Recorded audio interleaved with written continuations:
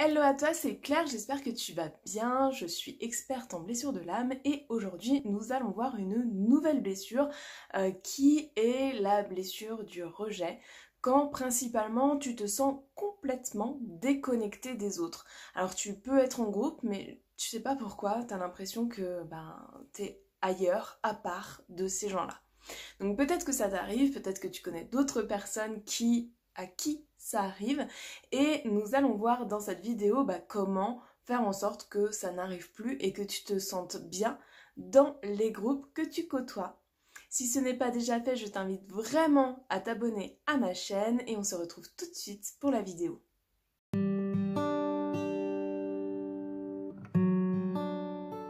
Alors, si tu es là, c'est probablement que tu as déjà vécu cette situation où tu es en groupe, en famille, mais tu sais pas pourquoi tu as cette sensation bizarre d'être complètement à part de ces gens-là, mais ça t'arrive pas qu'avec un seul groupe en fait, ça t'arrive avec plusieurs groupes. Ça peut être un groupe de travail, ça peut être un groupe d'amis, ou ça peut être en famille, où bien souvent t'es à l'écart, tu observes, tu regardes les autres, mais t'as pas l'impression d'être vraiment intégré à ce groupe-là. Et ouais, c'est quelque chose qui est vraiment désagréable parce que tu passes inaperçu, t'as l'impression d'être vraiment ailleurs et tu n'as plus envie aujourd'hui que ça se reproduise. Donc dans ces cas-là, en fait, tu vas avoir cette petite voix dans ta tête, cet ego qui va te dire les choses comme ça. Ils ont l'air si soudés. Pourquoi ils t'accepteraient dans leur groupe? Franchement, t'es trop différente. Tu vois bien. Le pire, c'est que si tu parles à quelqu'un, ils vont se rendre compte que tu es différente. Et ils ne vont pas t'aimer. Non mais finalement, laisse tomber, hein. T'es mieux toute seule.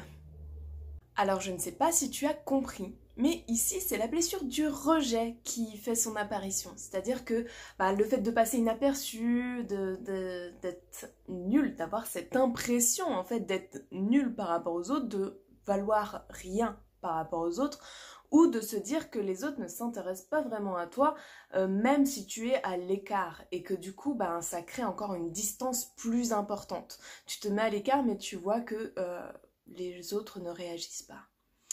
Et oui, cette blessure du rejet, elle est super importante pour toi à ce moment-là, et il est important que tu la reconnaisses dans un premier temps. Tu te dis, tiens, là, c'est ma blessure, mon ego me parle, me dit exactement ces phrases-là, mais comment aujourd'hui je peux contrer ça? Donc on ne contre pas l'ego, c'est sûr, l'ego il va être là, toujours, en train de te parler. Par contre, tu peux mener des petites actions, c'est-à-dire qu'au lieu de te mettre à l'écart comme d'habitude, assieds-toi à côté de quelqu'un dans un groupe, essaye d'être présente, essaye de prendre la parole, même si ton ego te dit que tu es nul et que ce que tu vas dire, c'est pourri. Fais-le quand même, tu verras que des personnes seront intéressées par ton discours et que tu n'es pas là pour rien. Il n'y a pas de hasard dans la vie, et si tu es là, c'est bien aussi pour montrer des choses, pour parler de tes propres expériences et peut-être même faire évoluer d'autres personnes. Il faut aussi que tu résistes à cette envie de fuir, tu vois, comme je te disais, de te mettre à l'écart, de fuir même dans tes pensées, où tu n'es plus présente en fait, et que tu laisses les autres parler, tu les entends, tu les observes, parfois même tu vas divaguer vers tes propres histoires. C'est important que tu reviennes dans l'instant présent. Peut-être que tu peux proposer aussi des choses, peut-être que toi, tu peux proposer au groupe de se retrouver quelque part. Par exemple, inviter ta famille à un repas. Essaye, tente des choses, lance-toi des défis, c'est important. Un petit défi, à chaque fois, tous les jours, en réunion, par exemple, de prendre la parole, de poser une question.